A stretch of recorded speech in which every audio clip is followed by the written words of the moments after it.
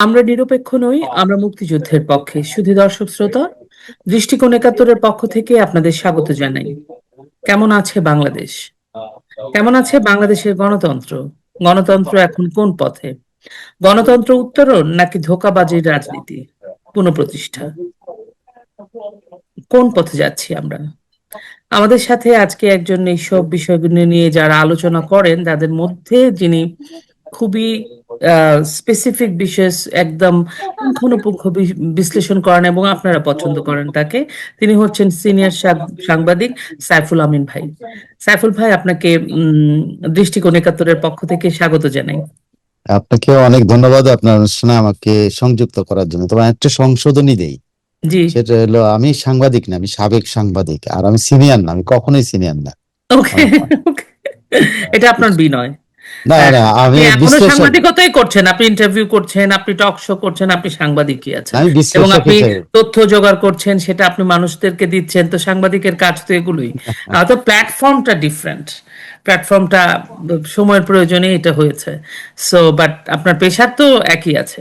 না, সাবেক সাংবাদিক, আমাকে পরিচয় দিয়েন সাবেক সাংবাদিক অথবা না বিশ্লেষক। না না, সাংবাদিক কখনো সাবেক হয় না, টিচার যেমন সাবেক হয় না। আহ, উম, আমি পরিচয় দিব সাংবাদিক। আচ্ছা, তাহলে শুরু করি আজকের আলোচনা। জি প্লিজ। আমরা যেটা বলছিলাম গণতন্ত্র নিয়ে, মানে সেই জুলাই 24-এর আগে থেকেই শুনছিলাম গণতন্ত্র গণতন্ত্র, নির্বাসনে তারপর আমরা গণতন্ত্র পেলাম, গণতন্ত্রের একটা রাজনীতি, ভোটও হয়ে গেল, সেটাও দেখলাম। অর্ধেক অর্ধেক জনগোষ্ঠীর জন্য ভোট।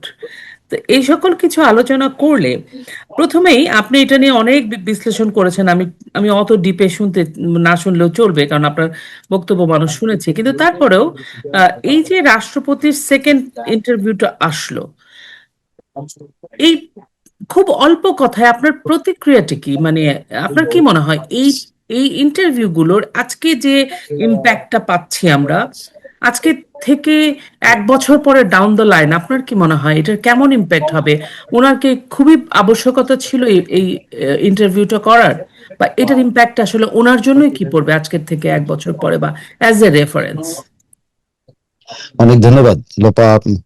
প্রথমত হলো যে আমি যেভাবে দেখি সেটা হলো রাষ্ট্রপতি আইদার কোনো ফাঁদে পড়ে এই ইন্টারভিউটা দিয়েছেন, ওকে, অথবা উনি কোনো ফাঁদ তৈরি করার জন্য এই ইন্টারভিউটা দিয়েছেন। এটা এক ধরনের। আরেকটা হলো উনি হয়তো কোনো সুবিধা পাওয়ার জন্য ইন্টারভিউটা দিয়েছেন, অথবা আহ, মানে মানে উনি কোনো বেকায়দা আছেন সেই জায়গা থেকে বেরোনোর জন্য এটা করছেন। তো এটা এদিকও আছে ওদিকও আছে, অথবা উনি ব্যবহৃত হয়েছেন।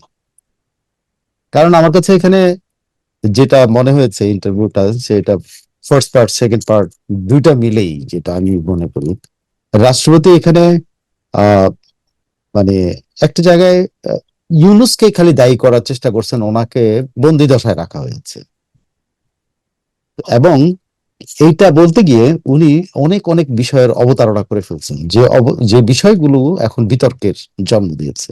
বিতর্কগুলো যেমন, এক হলো উনি ওনার কথা অনুযায়ী সারা বাংলাদেশে একটা মানে ডিডি পড়ে গেছে যে ইউনুস সংবিধান লঙ্ঘন করছে। কিন্তু আসলে কি ইউনুস প্রথম সংবিধান লঙ্ঘন করছে নাকি রাষ্ট্রপতি করেছে? এক, যদি আপনি বিশ্লেষণটা যদি আপনি একেবারে তাত্ত্বিকভাবে দেখেন, ইট ইজ দি প্রেসিডেন্ট হু প্রথম আমাদের কনস্টিটিউশনে ভায়োলেট করেছেন। কেমনে? এটা হলো যে ইউনুস 3 দিন পরে আসছে এই দেশে, 3 দিন পরে ওনার কাছ থেকে শপথ নিচ্ছেন, সংবিধান লঙ্ঘন করে শপথ নিচ্ছেন, এই করছেন সেই করছেন, অনেক কিছু বলা হবে। কিন্তু এই যে সংবিধান লঙ্ঘন করে শপথের ব্যবস্থাটা কে করছে? রাষ্ট্রপতি করেছে। রাষ্ট্রপতির ইন্টারভিউ মধ্যে আছে উনি এইটা করছেন। উনি 106 ধারা ইনভোক করে উনি চিফ জাস্টিস সহ সুপ্রিম কোর্টের পরামর্শ নিয়েছেন, উনি এই করছেন সেই করছেন। উনি এখানে বলার চেষ্টা করছেন যে উনি কোনো এক সময় ওনার এই যে যেহেতু সংবিধানে এই ধরনের কোনো সরকার নাই, সো এই ধরনের সরকার পাওয়ার জন্য উনি সংবিধানের আওতায় 106 ধরে উনি সুপ্রিম কোর্টের কাছ থেকে ব্যাখ্যা চেয়েছেন। তো আমার কথা হলো প্রথমেই গলতটাই রাষ্ট্রপতি পুরো যেটার মধ্যে সেকেন্ড পার্টে যদি আসেন, সেকেন্ড পার্টে ওনার বক্তব্যের মধ্যে পুরা পরিষ্কার যে ওনার সাথে শেখ হাসিনার কোনো যোগাযোগ ছিল না, একদম না। তো শেখ হাসিনা কে? এখানে শেখ হাসিনা না, এখানে রাষ্ট্রের chief executive. As per constitution রাষ্ট্রপতি রাষ্ট্রের প্রধান এবং রাষ্ট্রের চিফ এক্সিকিউটিভ হলো প্রধানমন্ত্রী। সংবিধান এই মূল্য, এবং রাষ্ট্রপতি অ্যাজ পার কনস্টিটিউশন তিনি প্রধানমন্ত্রীর পরামর্শ অনুসারে চলবেন। As per constitution. এখন কথা হচ্ছে প্রধানমন্ত্রী নাই, তো নাই যে উনি তো জানেন না। কেমনি জানেন না আমি বলবো, ওনার ওনার বক্তব্যের মধ্যে আছে সকাল 10টা থেকে উনি জানেন প্রধানমন্ত্রী ওনার কাছে আসবেন, বঙ্গভবনে আসবেন। অনেকক্ষণ ওয়েট করছেন, হেলিকপ্টারের কথা ওনার মধ্যে, হেলিকপ্টার দেখেছেন, হেলিকপ্টার এসে তখন ওনার মনে হচ্ছে অনেক টার্মাইল চলতেছে, মনে হয়েছে। কিন্তু উনি বলেন নাই, স্পেসিফিক কোনো তথ্য দেন নাই যে টার্মাইল চলতেছে। That means is total ignorant person ওই সময়টা বাংলাদেশে কি হচ্ছিল। রাষ্ট্রপতি কি এটা পারেন? রাষ্ট্রপতি টাইম টু টাইম প্রাইম মিনিস্টারের সাথে যোগাযোগ থাকার কথা, কারণ রাষ্ট্র উনি রক্ষা করবেন, প্রাইম মিনিস্টার চিফ এক্সিকিউটিভ তার পরামর্শে। তো দেখেন 10টা থেকে 12টা পর্যন্ত ওনার বক্তব্য, ওনার ইন্টারভিউর মধ্যে আছে 12টা পর্যন্ত উনি জানতে পারেন অল অফ এ সাডেন প্রধানমন্ত্রী দেশান্তরী হয়েছেন। শব্দটা ব্যবহার করছেন, কিন্তু উনি দেশান্তরী, উনি জানতে পারছেন। কে জানাইছে ওনাকে? ওনাকে ওয়াকারুজ্জামান জানিয়েছে, ওনাকে প্রিন্সিপাল স্টাফ অফিসার যে ইয়ার কি বলে রাষ্ট্রপতির যে পিএসও যিনি আছেন তিনি জানিয়েছেন। এসব উনি বলছেন যে প্রধানমন্ত্রী দেশান্তরী হয়েছে। তো প্রধানমন্ত্রী 10টা থেকে উনি জানেন ওনার কাছে আসবেন, হেলিকপ্টার রেডি, সবকিছু উনি জানেন, উনি বলতেছেন। এবং উনি জানেন না প্রধানমন্ত্রী কোথায়। উনি জানেন, জানতে পারলেন আর্মি চিফের ফোন থেকে এবং তার যে প্রিন্সিপাল স্টাফ অফিসারের ফোন থেকে যে প্রধানমন্ত্রী দেশান্তরী হয়েছে। আপনি 2টা ঘন্টা একটা রাষ্ট্রপতি তার রাষ্ট্রের প্রধান চিফ এক্সিকিউটিভের সাথে তার কোনো যোগাযোগ নাই, ধরে নিলাম আগে ছিল, তো 2 ঘন্টা ওনার নাই, উনি জানেন না। উনি জানেন না ওনার প্রধানমন্ত্রী কই আছেন। আচ্ছা, প্রধানমন্ত্রী নাই, উনি জানলেন, উনি ওয়েট করতেছেন করতেছেন করতেছেন। 3টার সময়, 3টার সময় বা এর ফাঁকে উনি জানলেন যে কি বলে প্রধানমন্ত্রী পদত্যাগপত্র ওনার কাছে দেবে কি দেবে না, এরকম প্রধানমন্ত্রী পদত্যাগপত্র আসছে, কিন্তু কোনো কিছুই আসে নাই। 3টার সময় উনি বলছেন, যেটা ভুল প্রমাণিত হবে কোনো একদিন কোর্টে যখন যাবে, উনি বলছেন যে 3টার সময় আর্মি চিফ ওনার কাছে গেছেন উইথ আদার 2 চিফস, গেছেন। তারা 2 ঘন্টা 2.5 ঘন্টা ধরে আলোচনা করছেন কি সরকার হইতে পারে। ঠিক আছে, ওখানে আলোচনা হচ্ছে অন্তর্বর্তী হবে না, ওইটা হবে না, সেটা হবে না, জরুরি অবস্থা জারি হবে না, অমুক তো অনেক কিছু উনি আলোচনা করছে। কিন্তু অ্যাকর্ডিং টু হিম, তো সেখানে কি আলোচনাটা হচ্ছে, সেখানে উনি যখন এই কথাগুলি বলেন, ওনার এই কথাগুলির মধ্যে একটা ফাঁক আছে। সেটা হলো 4টা, 4:15 দিয়ে কিন্তু আর্মি চিফ প্রেস ব্রিফিং করছেন। উনি আবার বলতেছেন ওনার সাক্ষাৎকারে যে উনি আর্মি চিফের প্রেস ব্রিফিং দেখছেন। তাহলে 3টার সময় ওনার সাথে আড্ডা মারতেছেন 2 ঘন্টা 2.5 ঘন্টা ধরে, 4টার সময় 4:15 আর্মি চিফ প্রেস ব্রিফিং করছে, উনি আবার বলছেন উনি লাইভ দেখতেছেন। ডিসক্রিপেন্সি আপনি বুঝতে পারছেন যে ওনার কথার মধ্যে কি। এই লোকটি প্রথম, আমি আরো অনেক উদাহরণ দিতে পারবো তার এই টোটাল মানে গোজামিলের এই কারবার। গরমিল, গোজামিল। আপনি আর্মি চিফ সেখানে কি বলেছেন ওই প্রেস ব্রিফিং, আপনি যদি লাইভ শোনেন, আমি কালকেও শুনেছি, সেটাতে আর্মি চিফ বলছেন প্রধানমন্ত্রী পদ ত্যাগ করেছেন উনি জানেন না। পরবর্তী আর্মি চিফ কি বলছেন, যে প্রধানমন্ত্রী পদত্যাগপত্র রাষ্ট্রপতির কাছে পৌঁছায় দিয়ে গেছেন, রাষ্ট্রপতি জানেনই না যে প্রধানমন্ত্রী কই, 2 ঘন্টা ধরে জানেন না, উনি জানেন যে দেশান্তরী হয়েছেন। এরপরে আরো দেখেন সংবিধান কিভাবে লঙ্ঘন করেছেন। মতিউর রহমান চৌধুরীর সাথে ইন্টারভিউতে উনি বলেছেন যে রাষ্ট্রপতি ইন্টারভিউতে বলছেন যে প্রধানমন্ত্রীর পদত্যাগপত্র ওনার কাছে নাই। তাহলে আসেন তো দেখি, প্রধানমন্ত্রীর পদত্যাগপত্র ওনার নাই, প্রধানমন্ত্রীর সঙ্গে কোনো যোগাযোগ নাই, তিনি কি করে 106 ইনভোক করেন? ওনার তো পরামর্শ লাগবে, উনি তো প্রধানমন্ত্রীর সাথে যোগাযোগ থাকার কথা ওনার, এবং উনি সংবিধান সমুন্নত রাখার কথা, উনি করেন নাই 3টা দিন। এবং উনি আরো মিথ্যাচার করছেন।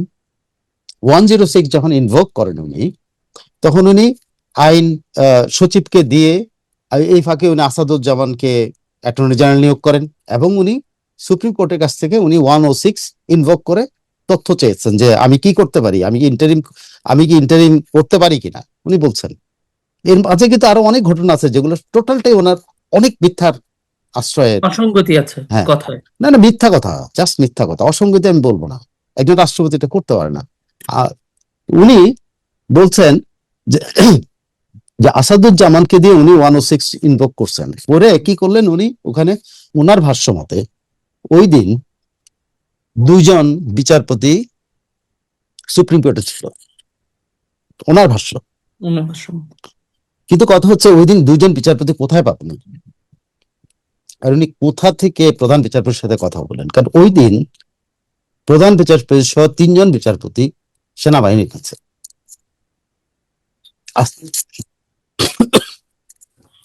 সেনাবাহিনীর কাছে আশ্রয় নিয়ে আছে। ফুল কোর্ট বসলো কোথায়? তারপর উনি বলছেন যে 2জন বিচারপতি নাকি ওই দিন কার্যালয়ে ছিল। আপনার মনে আছে হাসনাত আব্দুল্লাহ সার্জিস সেদিন মপ করে হাইকোর্ট থেকে সমস্ত মানুষকে তাড়াই দিয়েছিল? তো সেদিন কোথায় বিচারপতি পাওয়া যাবে ওনার কোর্টের মধ্যে? এগুলো কিন্তু কোনো না কোনো সময় কিন্তু ইনভেস্টিগেশন হবে এবং এগুলো পাওয়া যাবে যে রাষ্ট্রপতি এইসব জিনিসগুলো আমাদেরকে বাড়ায় বাড়ায় বলতেছেন। ফুল কোর্ট সভা কোনোভাবে বসার কোনো সুযোগ নাই। 3জন বিচারপতি তখন আশ্রয় প্রার্থী সেনাবাহিনীর কাছে, সেনাবাহিনীর তালিকার মধ্যে আছে ওনারা কত তারিখে আশ্রয় নিয়েছেন।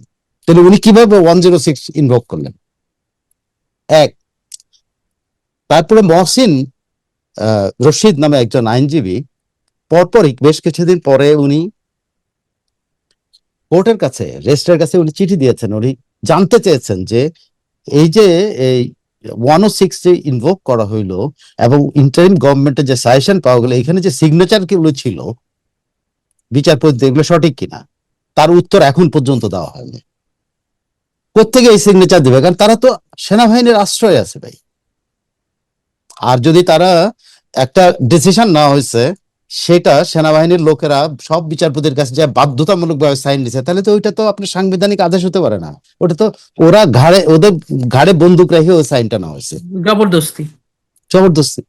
সো রাষ্ট্রপতি কিন্তু অনেকগুলো রাষ্ট্রদ্রোহিতার কাজ করে ফেলছে।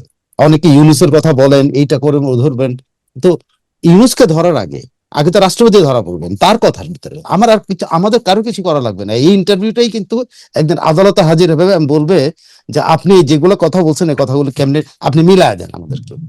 উনি মিলাতে পারবেন না। উনি বন্দি দশার কথা বলেন, তো বন্দি দশায় যদি উনি থাকবেন তাহলে আপনি, উনি বলেন যে ওনার সাথে দেখা করে নাই, উনি বন্দি দশায় ছিলেন, তাহলে উনি আবার ইন্টারভিউতে বলছেন 9 ডিভিশন ওনাকে পুরা 3 স্তর বিশিষ্ট। বিশিষ্ট। তো 9 ডিভিশন যেখানে বাংলাদেশের সেরা ব্রিগেড বা সেরা কি বলে গ্যারিসন যেটা তার সিকিউরিটি দিচ্ছে, উনি কি করে বলেন যে উনি বন্দী আছেন? আরে কি, এটা কি পাগলামির কথা না এটা? মানে ওনার কথা উনি কন্ট্রাডিক্ট করেছে পুরো অনেকবার। অনেক ভিডিও আছে যেখানে উনি কি বলে ইয়ের সাথে, এরকম যে আহ, সেনাপ্রধানের ইমামতিতে নামাজ পড়তেছে, নামাজ পড়ছেন। তো উনি বন্দী কোথায়? আমার সেনাপ্রধান। এখানে একটা প্রশ্ন জাগে সাইফুল ভাই, যেমন যখন নাকি 5 তারিখের পরে আমরা কিন্তু সবাই মিলে অনেকগুলা প্রশ্ন মনে এসেছিল, আপনারা করেছেন আমরা করেছি, সেটা হচ্ছে এক, যে এত বড় ঘটনাটা ঘটে গেল, মানে প্রধানমন্ত্রীর মানে সরকারের যে ইন্টেলিজেন্স কি করছিল, তারপরে মন্ত্রীরা কেন জানতে পারলো না, নানা নানা গ্রুপের কথা আমরা বলেছি, ওরা অনেকটা বৃহৎ অংশ হয়তো কম্প্রোমাইজড হয়ে গেছিল। এরকম কি হয়? কারণ ওনার কথা মনে হচ্ছে আর্মির সাথে ওনার একটা ভালো সম্পর্ক ছিল, আমি রাষ্ট্রপতি সাহেবের কথা বলছি। তো ওনার সাথে আর্মির একটা ভালো সম্পর্ক ছিল, ওনার সাথে বিএনপির একটা ভালো আন্ডারস্ট্যান্ডিং এর মধ্যে দিয়ে উনি এই পুরো সময়টা পার করছিলেন। এরকম কি মনে হয় যে কখনো উনি নিজেও কম্প্রোমাইজ হয়ে গেছিলেন এট সাম পয়েন্ট বা সামহাউ, আই ডোন্ট নো, মানে আপনার কি মনে হয় এটা? আমার কাছে মনে হয় উনি কম্প্রোমাইজ না, উনি স্পাইনলেস একটা লোক, স্পাইনলেস লোক। একটা স্পাইনলেস লোক। সে নিরাপত্তার কারণে, সে নিরাপত্তা আশ্রয়ের জন্য সারাক্ষণ ওয়াকারুজ্জামানের পা চাটছে। ওয়াকারুজ্জামান তাকে আশ্রয় দিয়ে রাখছে ল্যাপডগের মতো। এই ল্যাপডগটা এখন এসে বাকিং করতেছে, কারণ ওয়াকারুজ্জামান এখন অন্দর মহলে ঢুকে গেছেন, এখন তো একজন প্রধানমন্ত্রী আছে, এখন আর তাকে কেউ গোনে না। সো উনি এই এই গুণ মানে গুণতির মধ্যে যাওয়ার জন্য তারেক রহমানের গুনতির মধ্যে যাওয়ার জন্য এই জিনিসটা সাজিয়েছেন। ওনার শপথের দিনের কথা যদি আপনি মনে দেখেন, আমি ভিডিওটা দেখেছি, তারেক রহমান আর দুই হাত উনি ছাড়েনি না, আর তারেক রহমান এক হাত দিয়ে, একা দিয়ে করছে, এমন টাইনে নিয়ে গেছে, হাতটা ছাড়াই না বা সরে নিয়ে গেছে। হ্যাঁ আমার মনে আছে, আমার খুব মনে আছে? অস্বস্তি হচ্ছে। এবং এই এই ইন্টারভিউটার মধ্যে উনি তারেক রহমানকে আলোকবর্তিকা বলেছেন, এই এই এই সময়কার আলোকবর্তিকা, ঠিক আছে।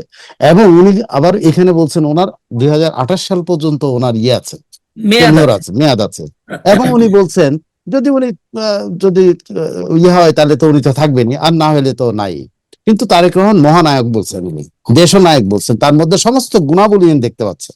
অথচ এবং একটা বারের জন্য বঙ্গবন্ধু বা ওনার কিছুই দল বা বলেন, প্রধানমন্ত্রী কারো কথাই উল্লেখ করলেন না। উল্লেখ করেন। সে এই লোকটি আহ এই লোকটি একটা কম্প্রোমাইজ লোক। শেখ হাসিনা, আমি এনার সম্পর্কে জানার জন্য অনেক চেষ্টা করছি, অনেকে অনেক উল্টাপাল্টা কথা বলতো যে এই লোক এসালাম গ্রুপের লোক, অমুক। আমি তার সম্পর্কে খোঁজ নিয়ে দেখলাম, সে রাষ্ট্রপতি হওয়ার পর তার ছেলের দুর্নীতি সম্পর্কে আপনি আশ্চর্য হয়ে যাবেন যে এই দুর্নীতির কাহিনী কিন্তু আর্মি ধামাচাপা দিয়ে রাখছে। তার তাই ছেলে না? তার ছেলে একটা ব্যাংকে চাকরি করতো, সেই ব্যাংকের চাকরি ছেড়ে সে হলো দালালি ব্যবসায় নেমেছে। দালালি ব্যবসাটা কি? এই কাজ পাইয়ে দাও, ওই কাজ পাইয়ে দাও, সেই কাজ পাইয়ে দাও। তো এখন যেটা হয়েছে না, ওর আসলে মন্ত্রী এমপিদের ছেলে পেলেরা কি করে জানি না। এখন সাইফুল ভাই আমরা আবার শুরু করি। জি প্লিজ। এই ভদ্রলোকের কথা তাহলে আপনি বলছেন যে এই এই ইন্টারভিউটাই হয়তো ইভেন দা মানে ডাউন দা লাইন একটা ওনার জন্যই একটা ওনার এগেনস্টে ব্যবহার হতে পারে।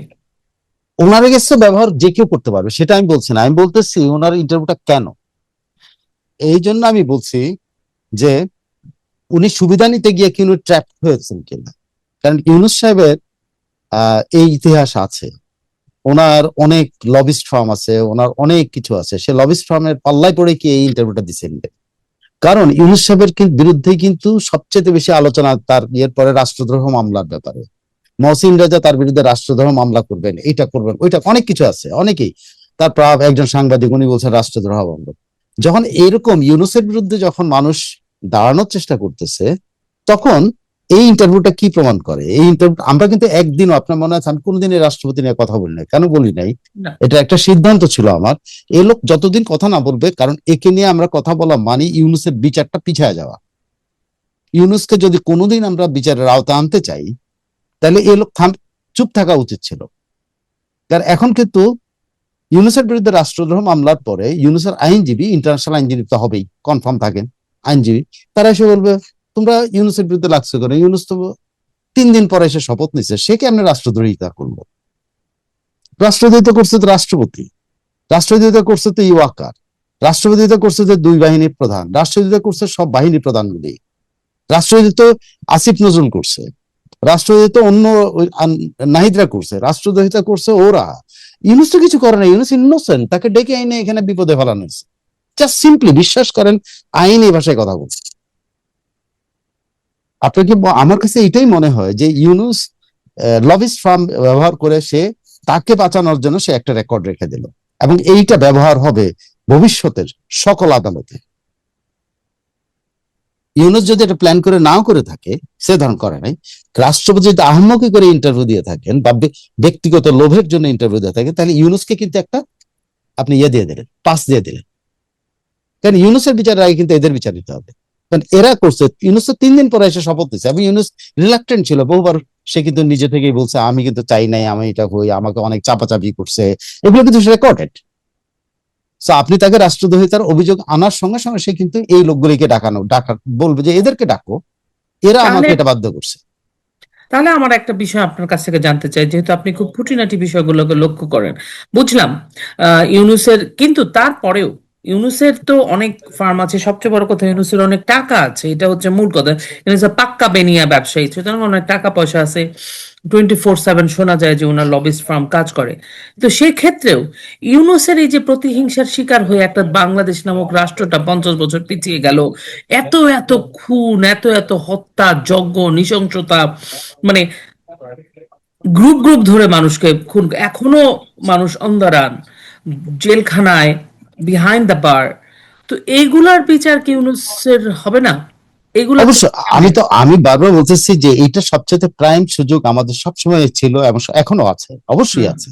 কিন্তু কথা হচ্ছে ইউনূসের বিরুদ্ধে সবচেয়ে বড় অভিযোগটা যেটা দাঁড় করানোর চেষ্টা হচ্ছে সেটা রাষ্ট্রদ্রোহ।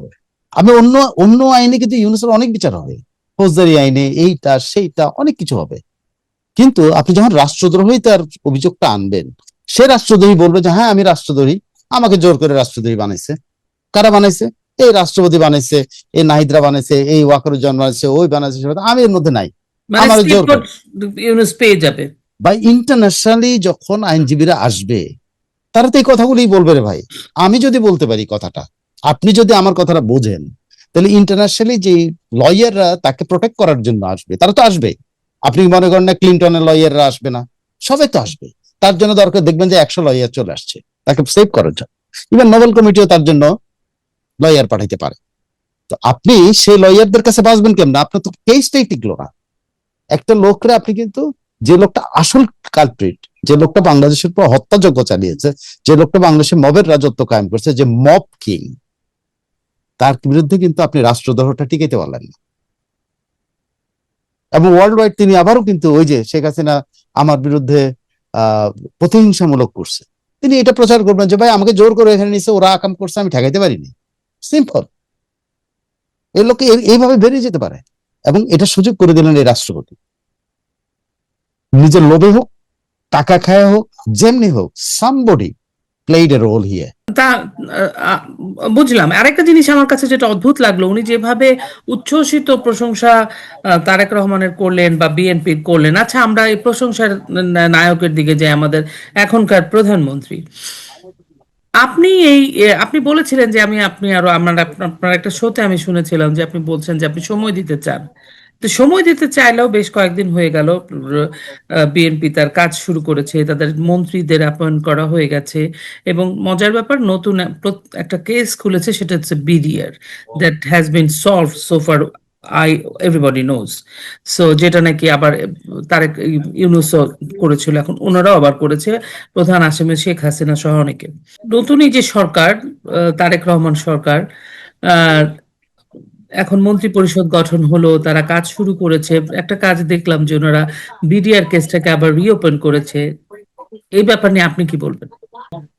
এটাই মানে আপনি বলতে পারেন যে একজন সরকার প্রধান, সে হুম। তার হচ্ছে তারেক রহমান হতে পারে, কিন্তু সে সরকার, সে সবগুলো তাস ওপেন রাখতেছে। আচ্ছা। সে কোনোটা গোপন রাখে নাই, সে ওপেন রেখে দিচ্ছে তার শেখ হাসিনার জন্য, প্লাস আরেকজনের জন্য কিন্তু ওপেন করছে।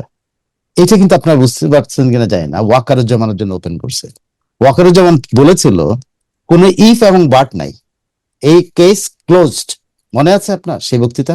মনে আছে আমার। এখন তারেক রহমান কি করলো? ওয়াকারুজ্জামানের সামনে কিন্তু রেড কার্ড দিয়ে দিলেন, আইদার তুমি ভাগো, নাহলে আমি কিন্তু এইটার বিচার শুরু করবো, তোমার কথা আমি শুনবো না। সো ওয়াকারুজ্জামানের জন্য এই দেখেন, ওয়াকারুজ্জামান কোনো কথা বলে না, কিন্তু আমার কাছে মনে হচ্ছে প্রত্যেকটা জিনিসের সিনক্রোনাইজ আছে। রাষ্ট্রপতির এরকম কথাবার্তা এবং বিডিআর এর সময় এই কথাটা বলা, যেটা আমি আবার ওপেন করব, প্যান্ডোরা বক্সটা আবার ওপেন করে এই ক্ষত আমি ওপেন করব। কিন্তু আর্মি এটা এফোর্ড করতে পারবে?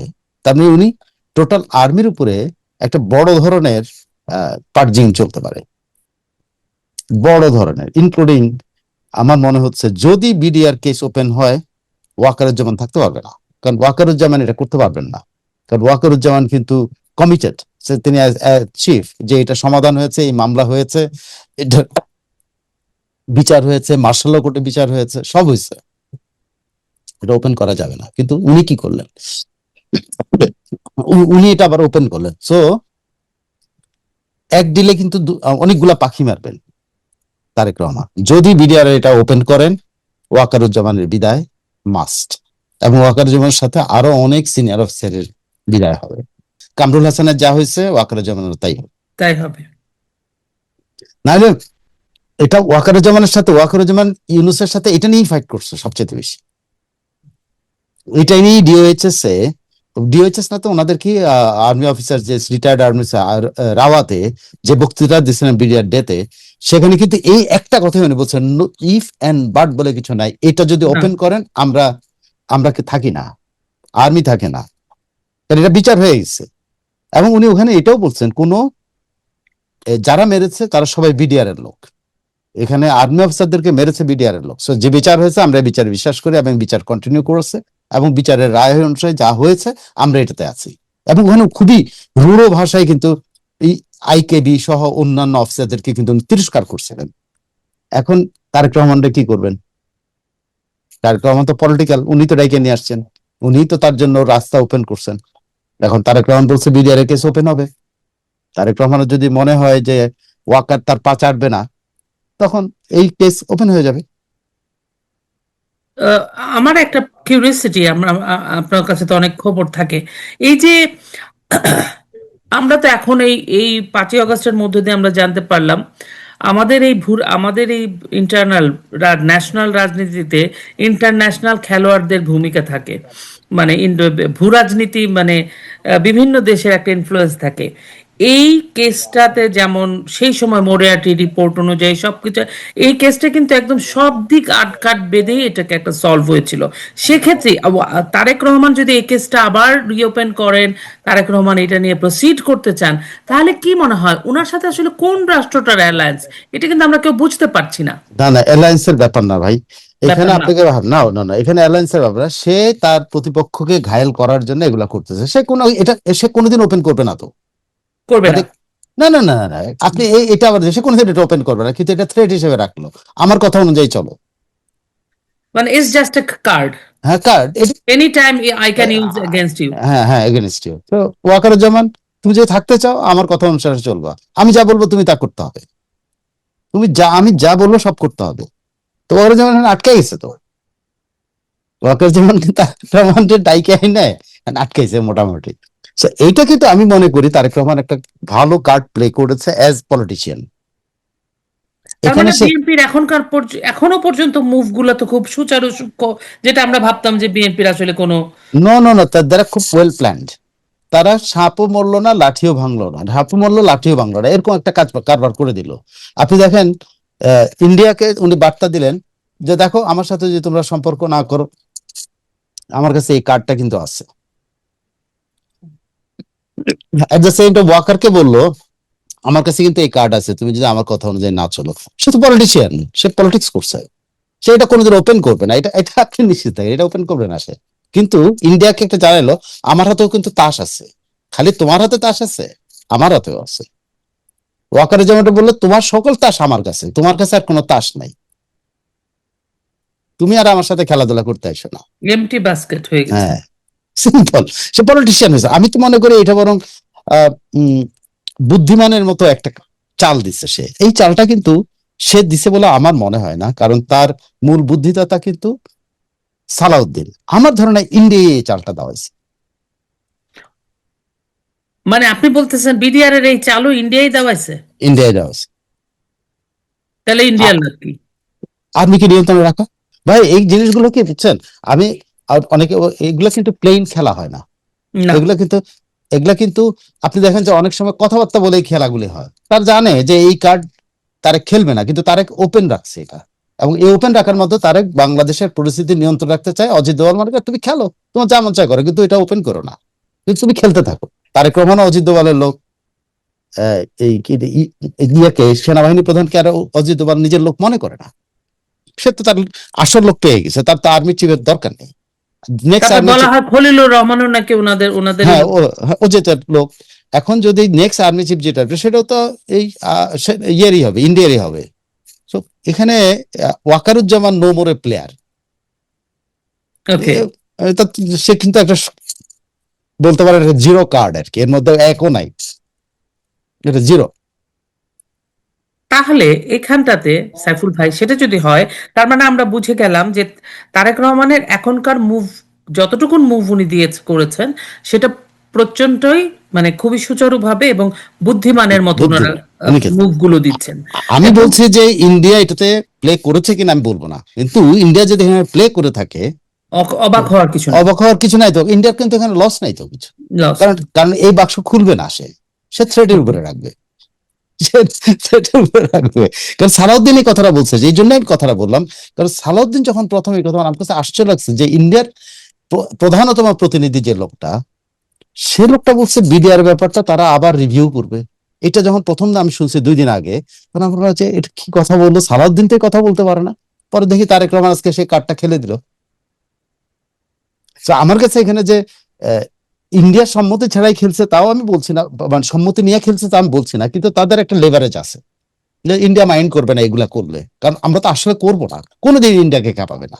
কিন্তু মাঝখানে তার ওয়াকরুজ্জামানকে সাইজ করা হইলো, কামরুল হাসানকে সাইজ করা হইলো, বহুজনকে সে সাইজ করে দিল। এবং এদেরকে সাইজ করে ওনাদেরকে সাইজ করে আবার অনেককে বোঝানো হলো বেশি বাড়াবাড়ি করলে বলে তোমাদেরকে সাইজ করবো। তোমাদেরকে সাইজ করবো। আর অলরেডি তো সে বিভিন্ন গুরুত্বপূর্ণ জায়গাতে তার লোক বসিয়েছেই। ওয়াকরুজ্জামানের তো অক্কা করছে, ওয়াকরুজ্জামানের চয়েস গুলো সে মানে নাই তো। না, ওয়াকরুজ্জামান যেগুলো পাঠিয়েছিল ইউনুসের কাছে সেগুলো সবগুলো চেঞ্জ করে সে তার মতো করে করছে। তো ওয়াকরুজ্জামান এখন কোথায়? ওয়াকরুজ্জামান যায় এখন তারেক রহমানের দাঁড়ায় থাকে, তারেক রহমান রিবন পড়ায়, এই কি বলে, এটা কি বলে যেন, ব্যাচ পড়ায়। ব্যাচ পড়ে। তারেক রহমান তো ব্যাচ পড়ানোর কথা না, মেজর জেনারেলকে ব্যাচ পড়াবে লেফটেন্যান্ট জেনারেলরা, আর্মি চিফও পড়ানোর কথা না, তার ইমিডিয়েট সিনিয়ররা পড়াবে, বন্ধুরা পড়াবে, মা পড়াবে, বাবা পড়াবে। এখানে তারেক রহমান ওখানে কেন যায় ব্যাচ পড়ালো, কি কারণে? মানে এগুলো আপনাকে প্রতীকীভাবে দেখতে হবে। শুনুন, অনেক কিছু আমরা মনে করি যে এই ঘটনাটা কেন, ওই ঘটনা কেন, ওই সেটা কেন, কিন্তু এগুলো প্রত্যেকটার পেছনে একটা ঘটনা আছে। পেছনের ঘটনা আছে, পেছনে একটা কাহিনী আছে। তারেক রহমান ওখানে ওই ভদ্রলোকের সিজিএস এর ব্যাচ পড়ানোর এটাই হলো যে আমার আস্থাভাজন লোক কিন্তু এইটা, ওয়াকার সাবধান। কিন্তু তার তো ওখানে যাওয়ার কথা না তার। সে কেন all of a sudden say principal staff, কি ওটাকে বলে, প্রিন্সিপাল স্টাফ অফিসার, পিএসওর অফিসে কেন গেল সে? ওখানে যে অফিস করলো কেন? খেয়াল করে দেখেন অনেকগুলি ঘটনাগুলো। আমরা কিন্তু, আমরা সাধারণ মানুষ বলে আমরা অনেক কিছু মিলাইতে পারি না, মানে অনেক কিছু আমরা মিস করে যাই, মিলাইতেও পারি না, মিলাপ করতে। মিলাতে পারি না। অল অফ এ সাডেন সে ওখানে গেল কেন? ওখানে যে আবার এইসব ব্যাচগুলি পড়াইলো কেন? কারণ সে উপস্থিতিটা জাহির করলো, look this is my office, ক্যান্টনমেন্টের ভিতরে এই অফিস, এখানে আমি আসবো, এখন থেকে আমি বসবো, আমি এগুলা করবো, আমি যা করবো, এখন আমি যা করবো এটা তোমার শুনে চলতে হবে। ওয়াকারে যেমন দেখেন বিড়ালের মতো দাঁড়ায় ছিল, আপনি ছবিটা দেখেন না। আমি জানি আমাকে যদি কোনোদিন আর্মিরা চান্স পায় আমার ঠ্যাং ভাঙবে এইসব কথা বলার জন্য, কিন্তু আমি যা বলতেছি এগুলো কিন্তু একটু প্র্যাকটিক্যালি কথাটা বলছি। বিড়ালের মতো দাঁড়ায় ছিল। আর্মি চিফ বিড়ালের মতো দাঁড়ায় থাকে? আমরা তো দেখলাম বিড়াল বাঘ হয়ে গেল, বাঘ বিড়াল হয়ে গেল, কি যে কি হলো গত 1.5 বছর যাবত তো এগুলোই দেখছি। তারেক রহমানের আমরা যদি মনে করি যে সে ইম্যাচিউর, প্লিজ, আমি গত 7-8 দিনে তার কর্মকাণ্ডে আমি দেখি কোনো ইম্যাচিউরিটি তার মধ্যে নাই। তার অ্যাডভাইজাররা well equipped, well trained, or মানে ওয়েল এডুকেটেড। তার অ্যাডভাইজাররা, সে অ্যাডভাইজাররা দেশের হতে পারে, বাইরের হতে পারে, যেই হতে পারে, যারা সে থোড়াই কেয়ার করে তার এই উপদেষ্টা পরিষদ, সে তার মতো করে কাজ, কোনো উপদেষ্টার সাথে তার কোনো যোগাযোগই নেই। এদেরকে একটা পদ দিতে হয়, বুড়া মানুষ দিয়ে যাচ্ছে, মানে সান্ত্বনা টাইপের পুরস্কার। যাও তুমি ওখানে যাও, ওই মন্ত্রীর উপর দিয়ে একটু নাচানাচি করো, আমার সাথে কোনো ঝামেলা করো, আমার কাজ আমারে করতে দাও, আমার এদিকে আসার দরকার নেই। তার তোমরা মানে যে এবার উনার অ্যাডভাইজার বা রিয়েলি উনি অনেক ইকুইপড হয়ে এসেছেন, এটা বলতে হ্যাঁ, চাচ্ছেন। আপনি তাহলে এখানে আমার একটা আপনি তারা হচ্ছে আপনি যাবেন, না আমার আর না, দুইটা প্রশ্ন আমি করতে চাই আপনার কাছে, জানতে চাই আর কি আপনার কাছ থেকে। তাহলে তার মানে আমি বুঝছি যে আমরা হয়তো আরো 2-3 মাস লাগবে, আমরা বিএনপি কে পুরা কিছু 6 মাস 1 বছরের মধ্যে আমরা বুঝবো আসলে ওনারা কোন দিকে যাচ্ছে, টুয়ার্ডস হুইচ ডাইরেকশন। বাট আমার বিষয়টা যেটা আমি জানতে চাই একদম অপোজিট। এই জায়গাটাতে আপনি আসলে শেখ হাসিনা বা আওয়ামী লীগের ফেরা, আওয়ামী লীগের আনব্যান হওয়া, রাজনৈতিক কার্যক্রম তো এখন নিষিদ্ধ করা আছে, এই বিষয়গুলোকে আপনি কেমন করে দেখছেন? এগুলো সহজ না, এগুলো কঠিন তো সহজ না, বটেই। কোনটাই সহজ না। কারণ আওয়ামী লীগকে প্রুফ করতে হবে, যে মাঠে প্রুফ করতে হবে, তারেক রহমানের কাছে প্রুফ করতে হবে। আমি সরাসরি বলি, তারেক রহমানের কাছে প্রুফ করতে হবে, ইন্ডিয়ার কাছে প্রুফ করতে হবে যে Awami League is worthy of politics, Awami League মাঠের জন্য ওয়ার্থি, এটা প্রুফ করতে হবে তাকে। আপনি রিসেন্টলি যেগুলো হচ্ছে, শেখ হাসিনার সাথে অনেকেই কথা বলছেন, শেখ হাসিনা তার ঊর্ধ্বতন নেতাদের সাথেও অনেকদের সাথে কথা বলেছেন, গতকালও উনি কথা বলেছেন। ওখানে কিন্তু একটা জায়গায় কিন্তু শেখ হাসিনা একটা জায়গায় হচ্ছে যে no one is going to give you a field, or no one is going to give you a free ground, এটা তোমাদের কিন্তু এটা বলছেন। কারণ ওনাকে, ওনার অ্যাডভাইজার, এখন যারা অ্যাডভাইজার তারা কিন্তু এটা বুঝাচ্ছেন যে তারেক রহমানের খায় তো কাম নাই, সে মাত্র ক্ষমতায় আসছে, সে আগে 2 বছরের আগে বাধ্য না হলে কেন আওয়ামী লীগকে ছাড় দিবে? What? আপনি বলেন, আপনি দিবেন? আমি দেব? আমি হলে তো দিতাম না। তো দিবে তাহলে না। দেবো না, কারণ আমি শান্তিতে থাকতে চাই। তাহলে আওয়ামী লীগকে প্রুফ করতে হবে যে তারা মাঠে, বা তারা ওয়ার্থি অফ কামিং ব্যাক। তো সেটা প্রুফ করার জন্য তাদের লিডারশিপের চেঞ্জ আনতে হবে, তাদের যে গ্রাসরুট লেভেল থেকে এই পর্যন্ত যে নেতারা আছে তাদেরকে তারা তৈরি করতে হবে, এবং তারা মাঠে আসতে হবে। নেতারা যারা এখন পলায় আছে, এরা আছে, তারা আইনের থেকে বেরিয়ে আসতে হবে, জামিন পাইতে হবে। এবং যে লিডারশিপে সুপ্রিম লিডার তো চেঞ্জ হবে না তো আওয়ামী না লীগের, না, সুপ্রিম লিডার আমি চেঞ্জের কথা বলছি না। মানে পরের। আমি বলছি যে পরে যেটা শেখ হুম হাসিনা যেটা করেছেন, এখন কিন্তু যেটা যেটা শেখ হাসিনা অলরেডি স্ট্যাবলিশ করছেন, যে একেবারে রুট লেভেল থেকে ওনার জেলা লেভেল পর্যন্ত যারা, এই যে আমি যারা অফিস খুলতেছে এরাই কিন্তু নেতা। এটা আপনি আপনি বলে রাখলাম, আপনি যারা এই এই সাহসটুকু করে যাচ্ছে এরাই কিন্তু নেতা হবে, অন্য কেউ তাদের উপর মাস্তানি করতে পারবে না, অন্য কেউ আচ্ছা। না। এ পারবে না, শেখ হাসিনা কিন্তু এটা এনশিওর করেছে। তো উনি যে স্ট্রাকচারাল যে চেঞ্জ গুলো আনতেছেন, ওনার লিডারশিপ স্ট্রাকচারে যে চেঞ্জটা আনতেছেন, সেই উনি হয়তো সেন্ট্রাল কমিটিতে পারবেন না, কারণ এটা ওনাকে কংগ্রেস করতে হবে, বা ওনারা কি যেন করে, কংগ্রেস করে নাকি সম্মেলন করে, ওটা একটা করে, হুম। ওগুলো করতে হবে, ওগুলো করে, কারণ ওনার যদি গণতান্ত্রিক সরকার করতে হবে। কিন্তু লোকাল লেভেল থেকে যে লিডারশিপের যে ফেজ গুলো, নতুন ফেজ গুলো ওরা সামনে আসবে। এবং যারা আইনি লড়াই করে বেরিয়ে আসতে পারবে তারা নেতা থাকবে, আর কেউ থাকবে না। এইটা কিন্তু আর শেখ হাসিনা নিশ্চিত করেছেন। এখন কথা হচ্ছে শেখ হাসিনা সেন্ট্রালের মধ্যে কে শেখ হাসিনাকে প্রতিনিধিত্ব করবেন। আওয়ামী লীগের নেতাদের মধ্যে একটা আলোচনা আছে, এটা জয়কে খুব সম্ভবত শেখ হাসিনাকে প্রতিনিধিত্ব করে, মানে শেখ হাসিনার মুখপাত্র, এরকম কোন একটা কিছু দিয়ে জয়কে সামনে নিয়ে আসে। কারণ তারেক রহমান একটা সিগন্যাল দিয়েছেন তার প্রথম প্রেস কনফারেন্সে, তাকে প্রশ্ন করা হয়েছিল, ইন্ডিয়ান একজন সাংবাদিক প্রশ্ন করেছে যে শেখ হাসিনার ছেলে মেয়ে যারা আছে, জয় বা এরা এরা যদি রাজনীতিতে আসে আপনার কোনো আপত্তি আছে? তখন সে বলছে ওরা বাংলাদেশের নাগরিক, ওরা রাজনীতি আসলে আমার আপত্তি থাকবে কেন? সবারই রাজনীতি করার অধিকার আছে। দেখেন, সে কিন্তু উইন্ডো ওপেন করছে। আর শেখ হাসিনাও সেইভাবে, আমার ধারণা তাকে তারা অ্যাডভাইস করছেন, তার যে সেক্রেটারিয়েট এখন, সেটা তো একদম টোটাল আমলা নির্ভর সেক্রেটারিয়েট। এই সেক্রেটারিয়েট থেকে উনি যেগুলো পাচ্ছেন সেটা কিন্তু তারেক রহমানের এই যে সিগন্যালটা, এটাকেও কিন্তু পজিটিভলি নেওয়া হয়েছে। সো ওনাকেও তো, তারেক রহমানকে ডিল করার মতো একটা লোক তো লাগবে। এই লোকটাই কিন্তু ধরেন আজ থেকে 1 মাস 2 মাস আগে থেকেই কিন্তু, বা 3 মাস আগে থেকে জয় কিন্তু বলছে I want to talk with Tarique Rahman, আমি তার সাথে কথা বলতে রাজি, আমি I am open to talk. ও কিন্তু বলছে কিন্তু 3 মাস আগে বলছে, আরো 3-4 মাস আগে বলছে। বলে দিচ্ছে। সো তার জয় যদি সামনে আসে, আওয়ামী লীগের কয়েকটা জিনিস মানে এটা এখনো নিশ্চিত না, যদি আসে দুটো জায়গায়, একটা হলো ইয়াং জেনারেশন। জয় যে জেনারেশনটাকে পিক করেছিল, যেটা পলকরা নষ্ট করেছে, হুম। জয় কিন্তু ইয়াং জেনারেশনকে আইটি সেক্টরে ডেভেলপ করে তাদেরকে উদ্যোক্তা বানানোর চেষ্টা করেছে। আর পলকরা কি করেছে, সমস্ত জামাত শিবিরকে উদ্যোক্তা বানিয়েছে। ইয়া জগতে, আইটি জগতে, বা টোটাল আপনার সোশ্যাল মিডিয়া যেটা, সেটা টোটালটা কিন্তু জামাতের দখলে। এই জামাতের দখলে যে লোকগুলি করেছে, যারা দখল করেছে, এরা প্রত্যেকটাই আপনি দেখবেন যে শেখ হাসিনার হাত থেকে পুরস্কার নিচ্ছে, শেখ হাসিনাতে আমি সার্টিফিকেট দেখেছি দিচ্ছে, এটা, শেখ হাসিনার পাশে দিলে সেলফি তুলতেছে, সব প্রত্যেকটা কিন্তু। গ্রুপ বেঁধে বেঁধে যেত শেখ হাসিনার হ্যাঁ, সাথে দেখা হ্যাঁ, করতে। হ্যাঁ। তো তারা এই জায়গাটা মিস করছে, যেটা জয় করে নাই। জয় কিন্তু এটার সাথে নাই, জয় আইডিয়াটা দিছে। সো এখন অনেকে বলছেন যে জয় যদি মাঠের এই কাজটার সাথে থাকে, তাহলে হয়তো এই ভুলটা হতো না। এখন সে যদি মাঠে আসে, যদি মানে এখন 1 নাম্বার আওয়ামী লীগ যেটা মনে করে যে ইয়াংদের সাথে কানেক্ট করা, এই ইয়াংদের সাথে কানেক্ট করার একমাত্র পথই আছে এখন কিন্তু জয়।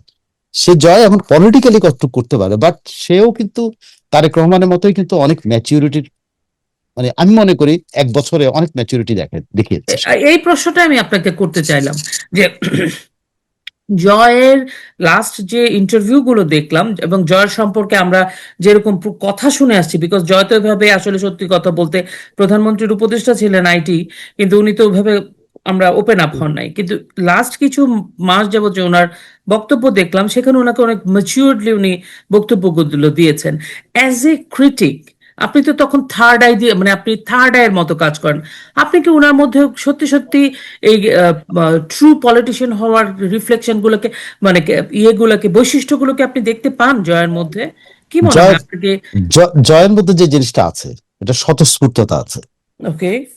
আমার কাছে একজন রাজনীতিবিদদের এইটা হলো মানে প্রথম গুণ হওয়া উচিত, এবং সেটা তার আছে। কেমনে আপনি বলেন, আপনি যে কোনো প্রশ্নের উত্তরে সে হয়তো প্রথমত খেয়েছে, বা হয়তো প্রথম আটকিয়েছে, কিন্তু সে যে উত্তরগুলো দিয়েছে একটি উত্তরও কিন্তু ফেলে দেওয়ার মতো ছিল না। সে স্বতঃস্ফূর্ত ভাবে সে কিন্তু ফিল করতে পারে, তার হার্ট থেকে ফিল করতে কি করা উচিত। যেমন সে, অনেকে তার সমালোচনা করছে, তার মাকে সে বলছে সে বুড়ো হয়ে গেছে, কিন্তু সে একটা আমেরিকান সোসাইটিতে মানে উনি যেটা রিয়েলিটি সেটাই বলেছে, উনি এখনকার কথা বলেন, উনি বলেছে ফিউচারে তো উনি তো, ফিউচার না, হ্যাঁ, ওখানে তো আমরা বললে ওল্ড ম্যান আমরা ডাকি না, বলি তো আমরা। ওল্ড ম্যান বলে। তো জয়ের কাছে তো সে 17 বছর কত বছর 25 বছর যাওয়ার আমেরিকায় থাকে, আমেরিকান কালচারের সাথে সে ওল্ড, তার মাকে ওল্ড লেডি বলার মধ্যে তার তার কোনো সমস্যা নাই, কিন্তু আমাদের মধ্যে সমস্যা। হ্যাঁ, মাকে ওল্ড লেডি বললো, কিন্তু জয় কিন্তু এটা বলেই কিন্তু সংশোধন হয়েছে। কিন্তু সংশোধন হয়ে কি বলছে সে, যে আমার মার বয়স হয়ে গেছে, আমার মা অনেক আগে বলছে যে সে আর এই টার্মের পরে রাজনীতিতে থাকবে না, আমার মা একদম রিটায়ারমেন্টে যেতে চায়। সে কিন্তু অনেক ব্যাখ্যা করছে, কিন্তু তাৎক্ষণিকভাবে ধরতে পারছে। এই যে স্বতঃস্ফূর্ত সে বুঝতে পারছে যে আমেরিকান কালচারে যে সে উত্তরটা দিয়েছে এটা বাঙালি খাবে না, এবং বাঙালি আসলে খায় নাই, সমালোচনা করছে, কিন্তু তারপর সে কিন্তু উত্তরটা দিয়েছে যে আমার মার বয়স হয়ে গেছে, আমার মা তো বলছে যে এটা এটা আবার বাঙালি হয়েছে সে, কিন্তু এর আগে কিন্তু আমেরিকান স্টাইল উত্তর দিয়ে দিচ্ছে যে ওল্ড ম্যান বা ওল্ড ওম্যান। তো আমি মনে করি সে উইটের পরিচয় দিয়েছে, যে তাৎক্ষণিক উত্তর, যে রাজনীতি বোঝে না সে রাজনীতির উত্তর দিয়েছে। যেমন তার জিজ্ঞেস করছে যে আপনি কি নেতা হবেন না, বলছে আমি কোনোদিন আগ্রহ ছিল না প্রধানমন্ত্রী। তার জিজ্ঞেস আপনি প্রধানমন্ত্রী চান, বলছে না আমার কোনোদিন আগ্রহ ছিল না, আমি আমার কোনো আগ্রহ, আমার এখনো আগ্রহ নাই, আমি এরকমই থাকতে চাই, আমি এটাকে থাকতে চাই, কিন্তু আমার ঘাড়ে যদি তা আসে, তাহলে দায়িত্ব আসে, তাহলে আমি অবশ্যই দায়িত্ব পালন করবো। এটা কিন্তু বলছে। এবং সে উদাহরণ দিতে গিয়ে বলছে যে আমার মাও তো এরকম আসতে চায়নি, আমার মাকে তো নিয়ে আসা হয়েছে, আমরা কি আসতে চেয়েছি? আমরা তো আসতে চাইনি। সেগুলো বলছে। ইট ওয়াজ রিয়েলি, মানে আমি আমি মনে করি যে এরকম একটা অ্যান্সার দেওয়া, এটা ওর মতো, বা যে কথা বলতে পারে না ঠিক মতো, সে এত সুন্দর অ্যান্সার দিতে পারছে, এটা আমার কাছে মনে হচ্ছে। আমি জানি না সে তারেক রহমানের সাথে পাল্লা দিতে পারবে কিনা, সেটা আমি বলতে পারবো না, বাট ইট টেক্স টাইম, তাই না? এবার এই প্রসঙ্গটাতে আমি একটু আসতে চাইলাম যে উনি হার্ভার্ডে পড়াশোনা করেছে, উনি একজন লয়ার, উনি বাংলা মানে পশ্চিমের বা বিদেশের যে কথাবার্তা, how to talk, how to brand, how to sell, উনি জানেন। ওনার ইন্টারভিউগুলোতে, যেহেতু আপনি অনেক বছর বাইরে থাকেন, আমি থাকি, আমরা জানি এগুলা, যে উনি একদম টপ নচ। ওইভাবে হুম। চিন্তা করলে তারেক রহমানকে এখানে ফেলে দিলে তারেক রহমান এই জায়গাগুলাতে হয়তো সজীবদের জয়ের মতো ওই ইয়াটা করতেও নাও পারতে পারেন, কারণ বিদেশের একটা কালচার আছে। কিন্তু বাংলাদেশের রাজনীতি কিন্তু ভেরি কমপ্লেক্স রাজনীতি, এবং বাংলাদেশের পিপলসের মেন্টালিটিও ভেরি কমপ্লেক্স। এই কমপ্লেক্সিটি গুলাতে সেখানে আমার কাছে মনে হচ্ছে সজীবদের জয় অনেক স্ট্রেইট ফরওয়ার্ড, অনেক নাইভ। সো উনি কি এগুলাকে ইট টেক্স মনে হয় টাইম, পারবেন? ইট ইট টেক্স টাইম। টেক্স তাকে টাইম। তাকে তাকে তো কিন্তু মানুষের এই সাথে মেশার সুযোগ করে দিতে হবে তাকে। দিতে হবে, কিন্তু এই আপনি যদি সুযোগ কি তাকে আওয়ামী লীগের সুযোগটা, আছে? সময়ের সময়টাই তো মনে হচ্ছে এখন না একটা না না, আওয়ামী লীগের হাতে যন্ত্রণা, এখন মানে আমি অফুরন্ত মনে করি সময়। যে অফুরন্ত সময় আগামী। ওকে। আপনি এই সরকারকে যদি আপনি মনে করেন, আপনি তো যে কোনো ভাবে, এই সরকার তো আপনাকে 2 বছর আগে তো আপনার কোনো কোনো জায়গা দিবে না সে। হুম। তা এই 2 বছর তো আওয়ামী লীগের হাতে অফুরন্ত হাতে আছে। সেই সময় ওকে। তো জয়ের জন্য যথেষ্ট, একজনকে ট্রেন আপ করার জন্য, একজনকে বুঝানোর জন্য, একজনকে রাজনীতি বানানোর জন্য তার তার অ্যাডভাইজার রাখতে হবে। শেখ হাসিনা নিজে অ্যাডভাইজার হতে পারেন তার, এবং তাকে শেখ হাসিনা মুখপাত্র করলেই তো পারে, আর কিছু না। যা শেখ হাসিনা যদি তাকে সাথে রাখে, enough. I tell you, right. উনি যে সাথে রাখেন শেখ হাসিনার যে বুদ্ধি বিবেচনা উইট, এগুলা দিয়ে যদি সে শুধু তার সজীব ওয়াজেদ জয়কে শুধু গাইড করেন, দূরে সরায় না যে তুই তো যোগ্যতা অনুযায়ী পারলে কর, না, উনি ওকে গাইড করতে হবে। এবং আওয়ামী লীগের সিনিয়র লিডারটা তাকে হেল্প করতে হবে, যে তারেককে করেছে। ইচ এন্ড এভরি ওয়ান, আপনি খেয়াল করে দেখেন তারেকের প্রতি মির্জা ফখরুল ইসলাম আলমগীর তারেককে কি পরিমাণ স্নেহ করে, আপনি খেয়াল করে দেখেন এবং তো। উনি উঠে দাঁড়াতে চাইলেন, উনি যে হাত ধরে বসাই দিলেন, স্নেহ করে, মানে যে এই প্রচন্ড এই যে জিনিস, এই যে ভালোবাসা তারেক অর্জন রেসপেক্ট অ্যান্ড করেছে। লাভ অ্যান্ড অ্যাফেকশন, হ্যাঁ হ্যাঁ, এভরিথিং আছে, আপনি বোঝা আমির যায়। খসরু মাহমুদ চৌধুরী আর তারেক রহমান যান পাশাপাশি বসে, আপনি দেখে তো কি পরিমাণ লাভের একটা সম্পর্ক, মানে একদম পিতা পুত্রের মতো সম্পর্কের মতো তারা। তো ওখানে তো তারা ট্রেন করছে ওকে, এই 15 বছর ধরে তোরা ট্রেন করছে, ওর সাথে বুদ্ধি পরামর্শ দিয়ে শুরু তারা শিখাইছে। হ্যাঁ, অনেকেই তারেক রহমানকে মানতে চাইবে না, সেটা ঠিক আছে, কিন্তু কিছু লোক তো তাকে ভালোবাসা দিয়ে শিখিয়েছে। তারেক রহমান আপনি এখন আর আপনি ইম্যাচিউর রাজনীতিবিদ বলা যাবে না। যদি ইম্যাচিউর হতো এই বিডিআর এর কার্ড খেলতো না, যদি ইম্যাচিউর না হয়তো উনি সেনাবাহিনীর এই পিএস এর অফিসে গিয়ে অফিস করতো না, এবং এই এগুলি করতো না। উনি আচ্ছা যদি এত সাইফুল ভাই, ইয়ে হতো, তাহলে ক্যাবিনেট ইয়েতে প্রতিদিন মন্ত্রণালয়ে গিয়ে তেজগাঁওতেই অফিস করতেন, ওনারা নিজেকে অফিস, বিচ্ছিন্ন রাখতেন। সে কিন্তু ওখানে গেছে। তো এই যে জিনিসগুলো তৈরি করছে, এটা তো খালেদা জিয়ার অ্যাসোসিয়েটরা তারেক রহমানকে তৈরি করেছে। এখন জয়কেও কিন্তু তৈরি করতে হবে আওয়ামী লীগারদেরই। জয়কে আপনি যদি উত্তরাধিকার হিসাবে সামনে নিয়ে আসেন, জয় ফেল করবে। জয়কে ট্রেন করে জয়কে তৈরি সামনে, করতে হবে দ্য পলিটিশিয়ান। আপনি জয়কে প্রথম একটা দায়িত্ব দেন, সেই দায়িত্বের পরে তাকে হেল্প করেন এই দায়িত্বটা পালন করার জন্য। আপনি দরকার নাই তাকে সেক্রেটারি বানানো, আপনি দরকার নাই তাকে জেনারেল সেক্রেটারি, জয়েন্ট সেক্রেটারি বানানো, আপনি কিছু দরকার নেই। আমার মতে তার জয়কে যদি তৈরি করতে হয়, আর কিছু না, মুখপাত্র করে দেন, যে উনি আওয়ামী লীগের মুখপাত্র এবং শেখ হাসিনার মুখপাত্র। That is what being discussed. এটাও ওদের মধ্যে ডিসকাশন যে সে আওয়ামী লীগের হয়ে এই পর্যন্ত যত কথা বলছে অন্য কোনো নেতা তো বলে নাই, এবং আরো যত একটা ব্যাপার রেসপন্সিবল, আছে, অন্য যত কোনো নেতার কথাটা ওইভাবে একসেপ্টেডও হয় নাই যতটা জয়েরটা হয়েছে, এটাও কিন্তু সত্যি। কারণ জয় অনেক একসেপ্টেড আর কি মানুষের কাছে।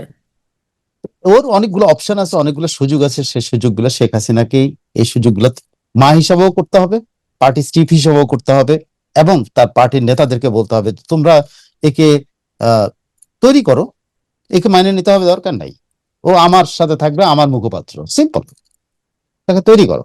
আমি যতদূর শুনেছি পার্টি থেকেও মেজরিটি মানুষই চায়, পার্টির শুনেছি যে উনি আসুক। আচ্ছা, আমরা এবার একটু অন্য প্রসঙ্গে আসি। আমি আমি বলছি বলে বলে আপনাকে আটকায় রাখছি, এটাই শেষ। উম, প্রসঙ্গটা হচ্ছে সাইফুল ভাই, আমরা তারেককে দেখলাম বিএনপি, আপনি একটা বললেন একটা অ্যাসপেক্ট। আমরা আওয়ামী লীগ জানি, আওয়ামী লীগের যদি জয় আসুন বা জানি না, কিন্তু জয়কে নিয়ে কথা বললাম, ফিউচার নিয়ে কথা বললাম। এই দুটো শক্তির মাঝে, দুটোই ধরে নিচ্ছি আমি বাংলাদেশের মুক্তিযুদ্ধের পক্ষের শক্তি, সেই মাঝে এখন একটা বিরোধী দল হচ্ছে জামাত ইসলাম, সরাসরি মুক্তিযুদ্ধেও বিরোধিতা দানকারী দল।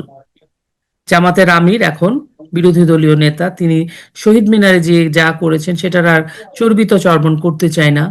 এই অবস্থাতে, এবং সাথে আছে কিছু এনসিপি নামক কিছু ছেলে যারা প্রতিনিয়ত ইনস্টিগেট করছে, প্রতিনিয়ত তর্ক বিতর্ক, একটা একটা স্লোগান দিয়ে ছেড়ে দিচ্ছে, মানে মানে যেই সব করে আসছে আর কি 18 মাস যাব।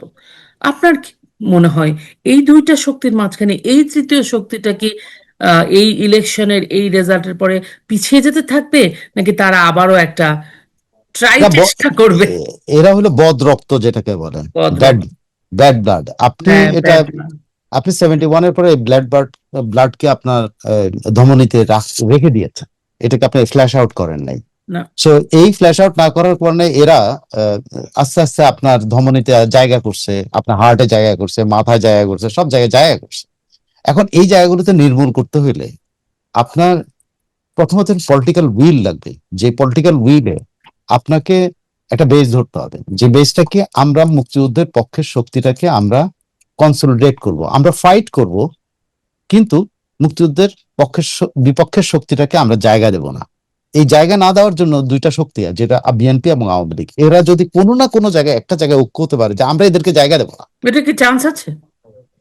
এটা এটা কেন হবে না? এটা সামাজিক আন্দোলন হতে পারে, সে সামাজিক আন্দোলনের চাপেও কিন্তু এটা হতে পারে। কেমন ধরেন, আপনি এদেরকে সেকেন্ড ক্লাস সিটিজেন করার দাবি উঠান না, আমরা সোশ্যাল মিডিয়া থেকে উঠাতে পারি, বিভিন্ন জায়গাতে আমরা উঠাই না, এটা সেকেন্ড ক্লাস সিটিজেন করে দেয় আমরা তাদেরকে। অনলি সলিউশন, আপনি 24-এর, আমরা 71টা আমরা মিস করেছি, ওই জায়গাটা আমরা মিস করেছি, বঙ্গবন্ধুর উদারতা, আওয়ামী লীগের উদারতা আমরা মিস করেছি, কিন্তু এখন কিন্তু আপনি মিস করার সুযোগ নাই নেক্সট ইয়ার। তো সেই সময় আমাদের কি একটা আন্দোলন, আমরা ওদের বিচার করার চেষ্টা করছি গণ আন্দোলন করে, কিন্তু এখন তো একটা সামাজিক আন্দোলন হতে পারে, যে আমরা 71-এ মিস করতে, কিন্তু 24টা আমরা মিস করবো না। 24টা আমরা ভিত্তি ধরি, আমরা কেন 24-কে শুধুমাত্র ওই লাল্লু পাঞ্জের হাতে ছেড়ে দিচ্ছে? 24টাকে আমরা ভিত্তি ধরি, কি ভিত্তি? আমরা আমাদের মতো করে ভিত্তি ধরতে পারি, যে এইখানে যারা লাল বদরি করছে, এখানে যারা যা করছে, আমরা এদেরকে চিহ্নিত করি, আমরা এদেরকে চিহ্নিত করে আমরা সামাজিক ভাবে এদেরকে বয়কট করি, এবং এদের বিচারের জন্য আমরা আন্দোলন করেছিল, ধীরে হোক, আজ হোক, কাল হোক, 15 বছর পরে হোক, সম্ভব, অসম্ভব বলে কিছু নাই। এই বাংলাদেশে গোলাম আজমদের বিচার হয়েছে, হয় না? এই বাংলাদেশেই তো আপনার গণ আদালত হয়েছে, হয়েছে না? এই বাংলাদেশে আপনার কি না, ওই যে শাহবাগ হয়েছে, শাহবাগ আন্দোলন হয়েছে, হয় নাই? তো সেটা আমরা করতে পারি, আমরা আমরা কিন্তু, হয়তো আমি আপনি করতে পারবো না, কিন্তু এইটা কিন্তু সামনে আসতে পারে। এদেরকে সেকেন্ড ক্লাস সিটিজেন করে দেন, দেখবেন যে বাংলাদেশ থেকে এগুলা মুক্ত হয়ে যায়। পৃথিবীর একটা মাত্র দেশ, যে দেশটা এই ক্যাম্পেইনটা যদি আমরা করতে পারি, একটা মাত্র দেশ, যে দেশের মানুষ পাকিস্তানকে, মানে যে শত্রু দেশ, তাকে ভালোবাসে, কিছু মানুষ, সবাই তো না, একটা মতো দেশ। কোনো পাকিস্তানি কিন্তু বাংলাদেশের পতাকা নিয়ে দৌড়াবে না। আমরা কিন্তু বাঙালিরা কিন্তু মিরপুর স্টেডিয়ামে যখন খেলা হয় তখন পাকিস্তানি পতাকা নিয়ে দৌড়ে মারামারি করি। একমাত্র দেশ। তো এই একমাত্র দেশটা থেকে আমরা কি মুক্তি পাইতে পারি না? পারি। এই 24 থেকে যদি আমরা মনে করি এটা আমার বেস, এখানে যারা আমাদের সাথে বেইমানি করেছে, যারা মুক্তিযুদ্ধের বিপক্ষে কথা বলেছে, যারা স্বাধীনতার বিপক্ষে কথা বলেছে, আমরা তাকে আইডেন্টিফাই করবো এবং সেকেন্ড ক্লাস সিটিজেন করার আন্দোলন করতে পারি। সরকারগুলো কি করবে? সরকাররা তার করুক, কিন্তু এই আন্দোলনটা যদি জারি রাখেন, এরকম যেমন গণ আদালত হয়েছে, যেমন শাহবাগ হয়েছে, তেমন আরেকটাও হবে, এবং তখন কিন্তু আমাদের ফাইনাল বিজয় হতে পারে। আমি এগুলো ড্রিম করি, বিশেষ করে আমার এগুলো ড্রিম, যে আপনি একটা সলিউশন বাংলাদেশে আছে, স্বাধীনতার বিপক্ষের শক্তি, সেটা এই প্রজন্মে হোক আর 10 প্রজন্মের আগের হোক, প্রত্যেককে চিহ্নিত করা এবং এদেরকে সামাজিকভাবে বয়কট করা, এদেরকে রাষ্ট্রীয়ভাবে চিহ্নিত করা, এদেরকে সেকেন্ড ক্লাস সিটিজেন হিসেবে করা। আছে সেকেন্ড ক্লাস সিটিজেন করা, ভিয়েতনামে করছে, আমরা কেন পারবো না? যে এটা 54 বছর পরেও বাচ্চা জন্ম দিয়ে আমাদেরকে কষ্ট দিচ্ছে, 2 বছর ধরে জঙ্গি টেক ওভার হয়েছে 54 বছর পরে। তো আমরা 5টা বছর আন্দোলন করবো, 10টা বছর আন্দোলন করে এটাকে সমূলে উৎপাদন করতে পারি। এটাকে সেকেন্ড ক্লাস সিটিজেন করে দেন, আপনি 20টা বছর এদের কাছ থেকে আপনি রাষ্ট্রীয় সকল সুবিধা শেষ করে দেন, এরা আর দাঁড়াতে পারে। This is the only solution, আর কোনো সলিউশন নাই। এদেরকে সামাজিকভাবে বয়কট করতে হবে, এদের সাথে আমাদের সম্পর্ক হতে পারবে না, যে করবে তার সাথে আমরা থাকবো না। এটা আপনি খুব ভালো বললেন যে এদেরকে সেকেন্ড ক্লাস সিটিজেন করে দেন। আহ, আমরা এই আন্দোলনটা তো করতেই পারি, আপনিও করতে পারি, আপনি সারাক্ষণ অনলাইনে কথা বলছি, আমরা একটা ক্যাম্পেইন তুলতেই পারি, এটা তো আর এমন কিছু না। কিন্তু আম, যেটা আমার কাছে আশা জাগে, আবার আশার জায়গায় একটা ইয়াও জাগে যে এদের মধ্যেই 4-5 জন আবার সংসদেও চলে গেল, এবং কিছু আসে যায় না, কিছু আসে যায় না। তারেক রহমান তাদের বাসায় যে যে দেখা করে আসছে। আমি বজলুদারা কি সংসদে গিয়েছিল না? ফ্রিডম পার্টি গেছিল গিয়েছে না? তো গেছিল আছে, আছে ওরা। জামাতকে আমরা লালন পালন করে বড় করেছি, এই জায়গাতে আমাদের নেতাদের ঠিক হইতে হবে। জামাতকে শুধুমাত্র আমরা দোষ দেই, বিএনপি লালন পালন করছি, আওয়ামী লীগ করে নাই ভাই, করে নাই করেছে ভাই। আমি যতদূর জানি। আমার চোখের সামনে তো, আমি সাক্ষী দিই, নিজের কাছে নিজের সাক্ষী দিই, আমি দেখি নাই মতিউর রহমান নিজামীর সাথে শেখ হাসিনা মিটিং করছে? দেখছি তো, চোখে দেখা তো, সংসদ ভবনে করছে। তা আপনি আহ কি বলবেন এগুলো? এই জানলে ওকে রাষ্ট্রের কোনো সুযোগ সুবিধা দেওয়া যাবে না, এর সাথে আমার কোনো সম্পর্ক হবে না, সামাজিক সমাজ, এর সাথে বিয়ে হবে না, কোনো কিছু হবে না, এরা ইউনিভার্সিটিতে পড়তে পারবে না, আমাদের রাষ্ট্রে কোনো সুযোগ নিতে পারবে, আমরা রাষ্ট্রীয় কোনো সরকারি কোনো কলেজে পড়তে পারবে না। পড়ো যায়, টাকা টাকা পয়সা খরচ করে পড়াবো, অসম্ভব বলে কোনো জিনিস নাই। এই দেশে গণ আদালত হয়েছে আমরা দেখেছি, এই দেশে গণজাগরণ মঞ্চ হয়েছে আমরা দেখছি। এখন আরেকটা কিছু করা দরকার, যেটা এদেরকে আলটিমেটলি বিদায় করে দাও, তুমি চলে যাও পাকিস্তানে, আমাদের কোনো সমস্যা নেই, হয় এখানে সেকেন্ড সিটিজেন হিসেবে থাকবা, নাহলে পাকিস্তান চলে যাও। পাকিস্তানে আমি এই পরশু দিনের একটা রিপোর্টের কথা, রয়টার্স বা এপি একটা রিপোর্ট করেছে, বাঙালি এরিয়াতে, করাচির বাঙালি এরিয়া, লাহোরের বাঙালি এরিয়া, এইসবের জায়গায় রিপোর্ট করছে, এখন পর্যন্ত কোনো বাঙালিকে তারা আইডি দেয়নি। আর আমরা আমাদের বিহারীদেরকে শুধু আইডি দিই না, পাসপোর্ট দিয়ে যাচ্ছি, নাগরিক বানিয়েছে, ভোটার বানিয়ে দিচ্ছে।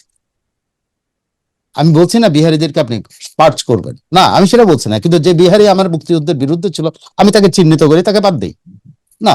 আমাদের এখানে দেখেন কি ক্যাম্পেইনটা হয়ে গেল, তাদেরকে ভোটার বানা গেছে। একটা মাত্র দেশ, যে দেশের মানুষকে খুন করেছে, তাকে আমি আমার ভোটার বানাইছি, পাকিস্তান তো বানায়নি। তো পাকিস্তান যেটা বানায় না, আমরা কেন? পাকিস্তানে একটা লোক কোনোদিন বাংলাদেশের পক্ষে কথা বলে প্রশংসা করতে পারে, পাকিস্তানে ভালো লোক আছে, আমি কোনো অস্বীকার করি না, কিন্তু পাকিস্তান আমার শত্রু দেশ, আপনি শত্রুটাকে কেন মিত্র পাবেন? সে কোনোদিন আমার মিত্র হইতে পারে না, সে মিত্র যদি হন তখনই আমাকে ডোমিনেট করবে। আপনি জাপানে আমেরিকা ডোমিনেট করতেছে, জার্মানির উপরে আমেরিকা ডোমিনেট করতেছে না? এবং জার্মানির জীবনযাত্রা সবকিছু তারা কি তাদের আগের জীবনযাত্রাতে রেখেছে? আমেরিকা জাপানকে রেখেছে? আমি জাপানে গিয়েছি, আমি দুই দফা জাপানে গেছি, আমি জাপানের মেয়েদের কথা বলে, আমি কোনো অ্যাজ এ হোল মেয়েদের ইয়ে করতে, কিন্তু মেয়েদের মধ্যে অ্যাটিটিউডটা কি জানেন? They want to learn English, এবং ইংলিশ জানার জন্য সে একজন আমেরিকানের সাথে সে তার 2 বছর সময় কাটায় দিতে পারে। তাদের জীবনের একটা টার্গেট হাওয়াইতে যাবে, এই অ্যাটিটিউডটা তৈরি করে দিচ্ছে, যার ফলে জাপানি যে জাতি, যে জাপানের, যে আপনি যদি বুড্ডাদের সাথে কথা বলেন, জাপানি বুড্ডা, আমি যখন ইয়াং ছিলাম তখনকার কথা, ওরা আমেরিকার নাম শুনলে ওদের খেপে যায়, কিন্তু জাপানের ইয়াং মেয়েরা বা ইয়াং ছেলেরা না না আমেরিকা। তো এই জিনিসগুলো যে হয়েছে, এর হওয়ার কারণে জাপান সারা জীবনের জন্য একটা অবনত মস্তক জাতি, জার্মানি একটা সারা জীবনের জন্য অবনত মস্তক জাতি। আমরাও কিন্তু এখন এরকম একটা অবনত মস্তক জাতিতে পরিণত হইতে পারি যদি এগুলো আমরা করতে থাকি। এখান থেকে আমাদের বেরোতে হলে একটাই মাত্র পথ, যারা বাংলাদেশের বিরুদ্ধে কথা বলে, যারা পাকিস্তানের পক্ষে কথা বলে, যারা উর্দু ভাষা, আপনি একটু দেখেন তো বাংলাদেশের কোন ইমাম পাকিস্তানে গিয়ে বাংলা ভাষায় ওয়াজ করতে পারে? কিন্তু পাকিস্তানিরা এসে আমার এখানে কিন্তু উর্দু ভাষায় ওয়াজ করে। উর্দু ভাষায় বক্তব্য দিচ্ছে, মাইকিং হচ্ছে। আমি আমি আমি আমি সেটা বলছি আপনাকে, দেখেন না কন্ট্রাস্টটা। আমরা এমন একটা জাতি, যে জাতি 30 লাখ লোকের বিনিময়ে, পাকিস্তান কিন্তু 30 লাখ লোকের বিনিময়ে জন্ম হয় নাই, কিন্তু আমরাই জাতি কিন্তু 30 লাখ লোকের, এবং আমাদের 30 লাখ লোক মারছে পাকিস্তানের, আর আমরা পাকিস্তানের ভাষায় আমাদের এখানে ওয়াজ শুনি। এই যে এত বড় বলা হয় দ্বিতীয় ঈদ, কি যেন দ্বিতীয় ঈদের জামা, কি যেন দ্বিতীয় হজ বলে আমাদের, ওই যে কি বলে, কি বলে, ওই যে জামরা, তুরাগ নদীর ওখানে। তোরা ওদের ওখানে, ওখানে সারাক্ষণ উর্দু ভাষায় বক্তৃতা হচ্ছে, কিন্তু কই বিশ্ব ইস্তেমা। বিশ্ব ইস্তেমা। তো আমার একটা ইমাম যায়, তো ও তো যাই হোক, পাকিস্তানে যায় বাংলা ভাষায় কথা হয় না, তারা উর্দুতেই কথা হচ্ছে। তো আমরা এরকম একটা জাতি হয়েছি। তো এখান থেকে বেরোতে হলে আমাদের কালচারাল চেঞ্জ লাগবে, এবং একটা সামাজিক মুভমেন্ট লাগবে। সরকারগুলো করবে না, কারণ সরকারগুলো তো আজ করে ক্ষমতায় যাওয়ার জন্য। সরকারকে বাধ্য করতে হবে, যেরকম গণ আদালত যেরকম বাধ্য করেছিল, গণজাগরণ মঞ্চ যেরকম বাধ্য করেছিল, এরকমই বাধ্য করতে হবে। অনেক ধন্যবাদ সাইফুল ভাই, আপনি অনেক সুন্দর করে বললেন। আমাদেরকে একটু মাঝে মাঝে সময় দিয়েন আপনি। Thank you. আমি অবশ্যই, আপনারা আমাকে যখন দিয়ে আমার সময় থাকে অবশ্যই আমি পারবো, কোনো অসুবিধা নেই। হ্যাঁ, অনেক ধন্যবাদ সাইফুল ভাই, আবারও কথা হবে। আপনি ভালো থাকবেন। আপনারা ভালো থাকবেন, অনেক ধন্যবাদ। শুধু দর্শক শ্রোতা, আবারও কথা হবে। আহ, যেটা বললেন সাইফুল ভাই, যে চলুন আমরা সামাজিকভাবে একটা সামাজিক আন্দোলন গড়ে তুলি। আমরা বলি যারা এই যে বাংলাদেশের থেকে বাংলাদেশের বিপক্ষে কাজ করে যাচ্ছে, সেই 1971 থেকে এখনো পর্যন্ত প্রজন্মের পর প্রজন্ম, তাদেরকে আমরা বয়কট করি। তাদেরকে আমরা সেকেন্ড ক্লাস নাগরিক হিসেবে যেন স্বীকৃতি দেওয়া হয়, সেরকম একটা ডিমান্ড করি সরকারের কাছে। এবং একটা মানে সামাজিক চাপ তৈরি করি। তার জন্য যে দরকার সাংস্কৃতিক মুভমেন্ট, সেটাও আমরা করি। আপনারা ভালো থাকবেন, সুস্থ থাকবেন, নিরাপদে থাকবেন। চলুন দেশকে ভালোবাসি। জয় বাংলা, জয় বঙ্গবন্ধু।